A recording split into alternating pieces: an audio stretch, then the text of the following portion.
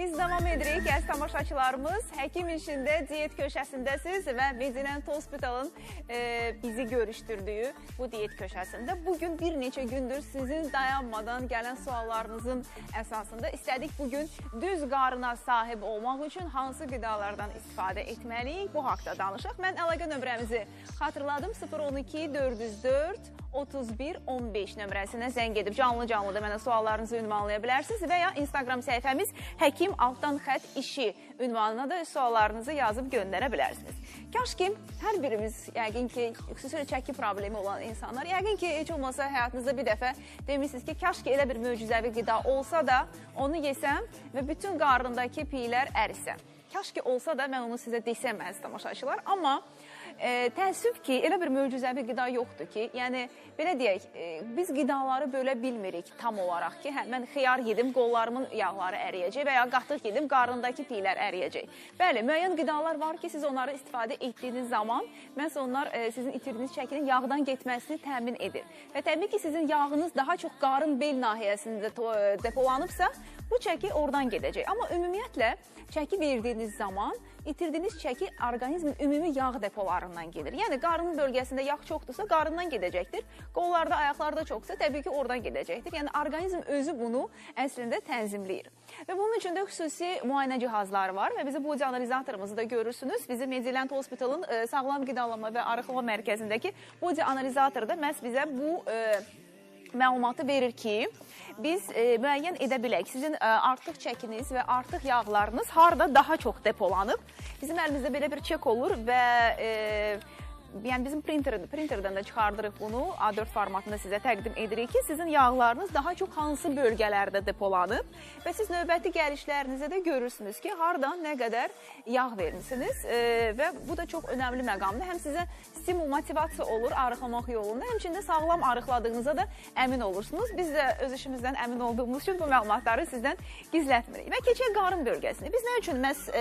Biz ötən verilişlərimizdə danışmışdıq ki, insanları piylənməyə görə iki qrupa bölürük. Bir alma tipli piylənmə var, bir də armud tipli piylənmə var. Və biz qeyd etdik ki, alma tipli piylənmədən əziyyət çəkənlər, yəni artıq çəkinin qarın bel nahiyəsində olan insanlar daha böyük risk daşıyırlar. Belə ki, bu insanların, biz az öncə doktorumuzla da danışdıq, ürək-damar xəstəliklərinə yaxalama riski daha çoxdur, yəni infarkt olma riski daha çoxdur, insult keçirmə riski daha çoxdur, tip 2 şəkərli diabetə yaxalanma riski daha çoxdur, daha sonra oynaq problemləri yaşama riski daha çoxdur, depressiya yaşamaq riski daha çoxdur və xərçəngə yaxalanma riski də daha çoxdur. Və beləliklə biz qarnımızda olan piylərdən azad olduğumuz zaman məhz bu riski də azaltmış oluruq və sağlamlığımıza bir yatırım etmiş oluruq. Bəs nə qədər olmalıdır? Bizim bel çevrəmiz nə qədər olmalıdır?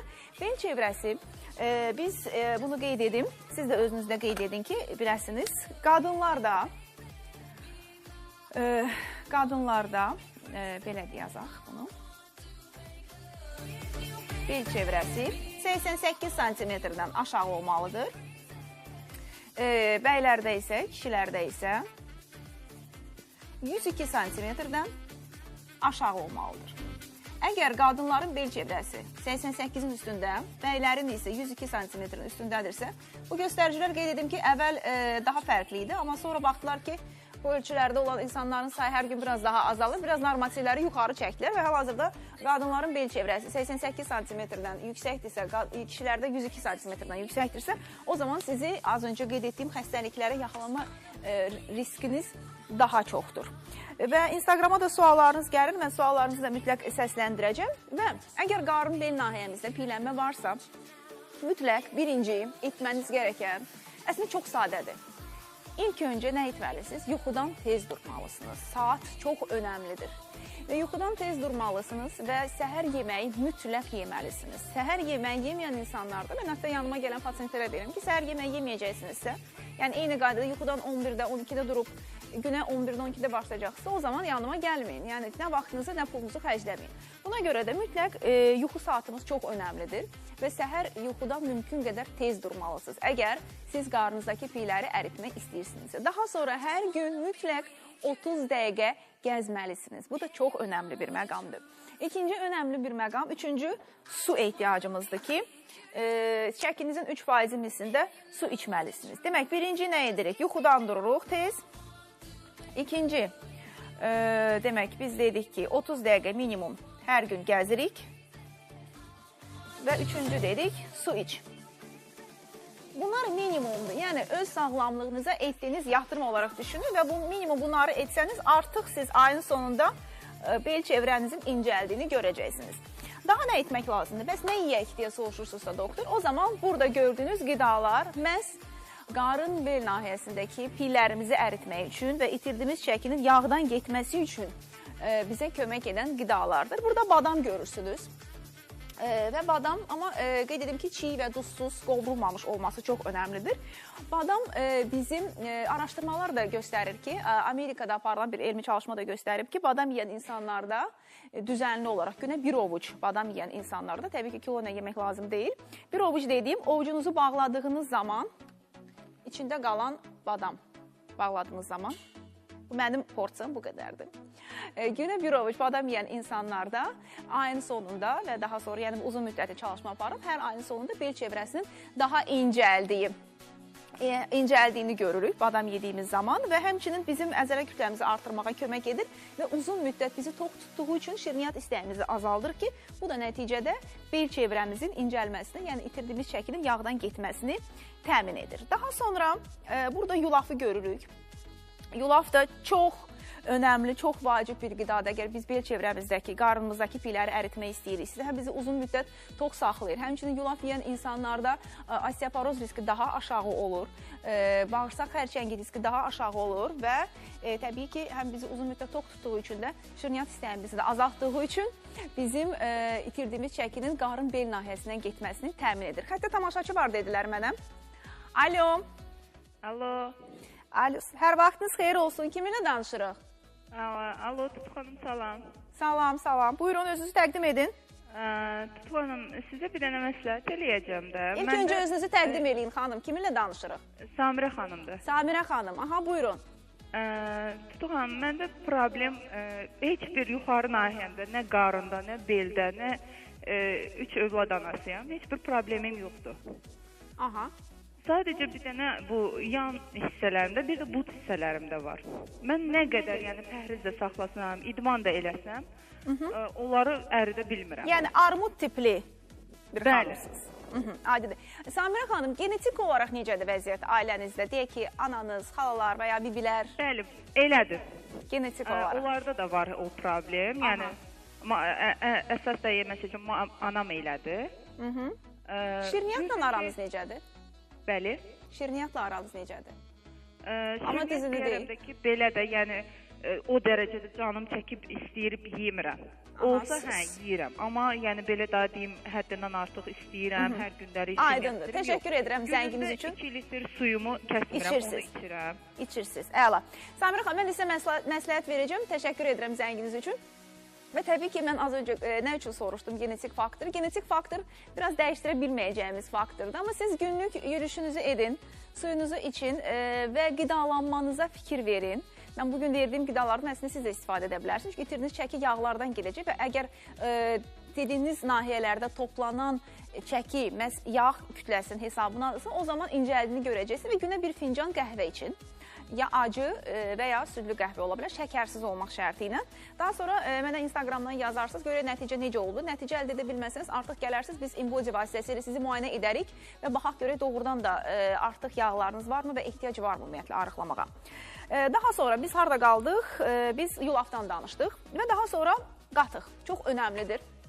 Əgər qarın bel nahiyəsində siz piylərinizin azad olmaq istəyirsinizsə, o zaman süd məhsullarına, xüsusilə kefir və qatığın rasionunuzda olmasına diqqət yetirin. Çünki bilirsiniz ki, həm çox gözəl protein qaynağıdır, həmçinin də bizim bağırsaqlarımızın mikroflorasına çox müsbət təsir edir, bizim immun sistemimizi gücləndirər. Və mən xüsusilə qarın bel nahiyəsində piylənmədən əziyyət çəkən insanlara yatmazdan 2 saat öncə 4də 1 çay qaşığı ilə darçınla qatıq yemələrini tövsiyə edirəm. Çünki darçın da bilirsiniz ki, ümumiyyətlə qarın bel nahiyəsində piyləmədən əziyyət çəkən bir çox insanlarda insulin rezistentliyi olur ki, bunun da qarşısını almaq üçün darçın çox gözəl vasitədir. Çünki şəkərimizdə insulin şəkər səviyyəsini tənzimləyir və bununla da itirilmiş çəkinin məhz yağlardan və qarın bel nahiyəsindəki yağlardan getməsini təmin edir. Yeri gəlmişkən şəkərli diabetdən əziyyət çəkənlər də bu qarışımı rahat istifadə edə bilərlər. Və burada bu toyuğun döşətidir, amma Aydan, toyuq və ya hindi döşətidə bizim əzələ kütləmizi gücləndirərək, bizim əzələ yığmamızı təmin edərək yağlarla mübarizədə daha güclü edir. Odur ki, bəyaz ətdən də istifadə edin, əgər qarın və bel nahiyəsindəki piylərdən azad olmaq istəyirsinizsə. Alo. Alo. Alo. Bəli, buyurun, kiminlə danışırıq? Aygün xanımdır sizinlə. Buyurun, Aygün xanım, sualınızı qısaca ünvanlayın. Mənim sualım ondan bağlı idi ki, belə boyum 1.70-ə yaxındır, 1.69, 1.70-ə yaxındır. Çəkimdəki 70-71 kilodur. Əslində boyuma görə çox deyiləm, amma az olmuşam da, elə bir çəkim bundan az olur. Sualınızı verin Aygün xanım. Elə bil, istəyirəm ki, elə bil o normal çəkini saxlamaq üçün də, belə deyim, çox belə yeməyə də meyilli deyiləm. Amma belə bu çəkini saxlamaq üçün neynəmək lazımdır? Çəki qorumaq istəyirsiniz. Necə? Çəkinizi qorumaq istəyirsiniz. Aha. Aydındır, təşəkkür edirik. Çəkinizi qorumaq üçün çəkinizin 3%-lisində su içirsiniz, hər gün 45 dəqiqə gəzirsiniz, şirniyyatı həftədə bir dəfədən artıq yemirsiniz və yuxudan tez durub, günə tez başlayıb səhər yeməyi yeyirsiniz. Bu minimum. Daha sonra gördüyünüz bu qidaları da mən qısaca təqdim edim sizə, çünki vaxtımız bildiyim qədərilə az qalıb. İspanaq, yumurta, elmi çalışmalar göstərir ki, günə 2 ədəd yumurta yiyən insanlar da qarın bel nahiyəsindəki piylərdən daha tez azad olurlar və burada nar gördük. Yarım nar bir porsiyon meyvə yerinə keçir, amma qırmızı rəngli meyvələr də antioksidant dəyəri çox yüksək olduğu üçün bizim bədənimizi sərbəst radikallarla savaşda daha güclü edir və bununla da bizim verdiyimiz çəkinin qarın bel nahiyəsinə verməmizi təmin edir. Və burada lobya görürsünüz. Lobya da həmçinin paxlallar qrupunda olan qidalar da həmçinin bilirsiniz ki, paxlallar qrupunda olan qidalar da bilirsiniz ki, bizim ümumiyyətlə bu həftədə ən azından 2 dəfə bu qrupdan qidalar istifadə edən insanların bel çevrəsi digərlərinə nisbətən daha incə olur və həmçinin bağırsaq xərçəngi riski də bu insanlarda daha aşağı olur və kompleks karbohidrat olduğu üçün də xüsusilə şəkərli diabetdən əziyyət çəkən insanların da rasionunda çox geniş yer verilməlidir buna.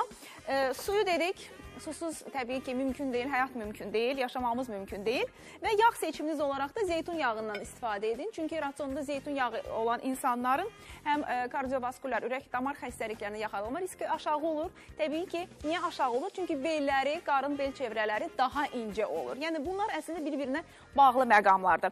Bizim neçə dəqiqəmiz var Gülnarə xanım? Aha, mən sponsorlara keçid alım, vaxt qalsa biz dönərik burada mövzumuza və sizdən gələn SMS-ləri çalışacağım cavablandırım. Canlı cavablandıra bilməsəm də cavab yazacağım hər birinizə. Proqramımızın baş sponsoru Dr. Kong dəniz tamaşaçılarımız. Dr. Kong, qorxma, sağlam addımla, Dr. Kong ayaqqabınla. Çünki Dr. Kong ortopedik ayaqqabıları sizin doğrudan da həm onurğanızın yükünü azalacaq, həm oynaqlarınızın yükünü azalacaq, həmçinin sizin sağlam və əmin addımlamağınızı təmin edəcək. Çünki Dr. Kongda sizin ayağınıza özəl ayaqqabı sizə seçilir və bunun üçün də pəncənin müayinəsi üçün xüsusi cihaz vardır ki, bu müayinə də tamamilə pulsuzdur.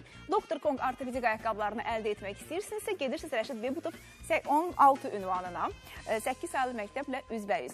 Daha bir təşəkkürümüz isə bizim təşkilatçı dəstəkçimiz Medex Tip şirkətidir. Medex Tip şirkəti tibbi və kosmetoloji avadanlıqların satışı ilə məşğuldur və verilişimizə göstərdiyi təşkilatı dəstəyə görə tibbi, kosmetoloji, laborator və sanator kurort avadanlıqlarının satışının, quraşdırılmasını və texniki servisini, o cümlədən tibbi sərf məzəmələrin satışını həyata keçirən Medex MMC-yə təşəkkürümüzü bildiririk. Nömrələri də ekranlarda görürsünüz. Və mən geyimimə görə də Medex haqqında məlumat verdik və siz ekranda görürsünüz əlaqə nömrələrini Medex'in. Və geyimimə görə də çox soruşurdunuz ki, Tutu xanım, niyə mağazalardan geyinmirsiniz? Əslində geyinirdim, amma öz qarzdırobuma daha çox üstünlük verirdim. Bugün isə sağ olsun Metroparkda yerləşən 3-cü mərtəbəsində də Aydanın 3-cü mərtəbəsində, Metroparkın 3-cü mərtəbəsində yerləşən Rinaşmento mağazasına, zövqlü xanımların seçimi olan Rinaşmento mağazasına təşəkkürümüzü bildiririk. Və bizim neçə dəqiqəmiz var Gülnarə xanım? O zaman mən bizə gələn SMS-ləri səsləndirim ki, tamaşaçılarımız diqqətdən kənar qalmasın. Və nə yazıblar? Nazlı yazıb, salam xanım, mənim boyum 1.62-63, çəkim isə 64 yarımdır. Bədən cəhətdən çəkimdən narazı deyiləm, amma qarın cəhətdən çox narahat edir məni. Və siz də Nazlı xanım, bugün dediyim qidaları rasionunuza salın və hansı şəkildə salaq? Bu da çox önəmlidir. Belə ki, bu qidalardan istifadə etdiyiniz zaman çalışın hər öğündə, yəni səhər, günorta, axşam bu qidalardan ikisi olsun rasionunuzda və ara öğünlər çox önəmlidir. Səhər, günorta və günorta, axşam yeməyi arasında yiyəcəyiniz atışdırmalıqların yanında mütləq protein əsaslı nəsə olsun. Yəni şərt deyil ki, çox yeyəsiniz. 1-2 qaşıq qatıq ola bilər, 1 qaşıq kəsmik və ya süzmə ola bilər və ya 1 ovuc badam ola bilər. Yəni protein əsaslı qida olduğu zaman sizin məhz verdiyiniz çəkilərin qarın və bel nahiyəsinə getməsini təmin edəcəksiniz və ən əsası sağlamlığınıza çox böyük faydanız olacaq.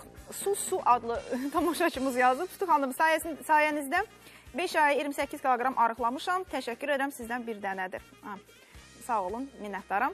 Niki Dəniz yazıb, Tutu xanım verirsiniz, çox baxımlı, uğurlar sizə. Mənim boyum 1.61, çəkim 70, hamilə vaxtı kökəldim, indi arıqlaya bilmirəm. Ən çox da qarnımdan narahatam. Uşağım 1 yaş 2 aylıqdır. Mən yazacağım sizə cavab, amma ilk öncə mən istəyirəm, bugün müəllimlər günüdür, səhv etmirəmsə. Və bizi izləyən bütün müəllimlərimizi buradan salamlayıram. Tahirə xanımı xüsusilə təbrik etmək istəyirəm müəllimlər günü münasibəti ilə və mənim özümə dərs verən, istər məktəb müəllimlərim olsun, istər Azərbaycan Tibb Universiteti müəllimləri olsun, istər Türkiyədə təhsil aldığı Marmara Üniversitesi Eğitim Araşdırma Xəstəxanasının bütün müəllim kollektivini buradan təbrik edirəm. Allah sizi bizdən əksik etməsin və hər zaman sağlam olun ki, sağlam nəsil və ağıllı nəsil yetişdirə biləsiniz. Keçirik reklamlara, sonra növbəti maraqlı qonağımız olacaq.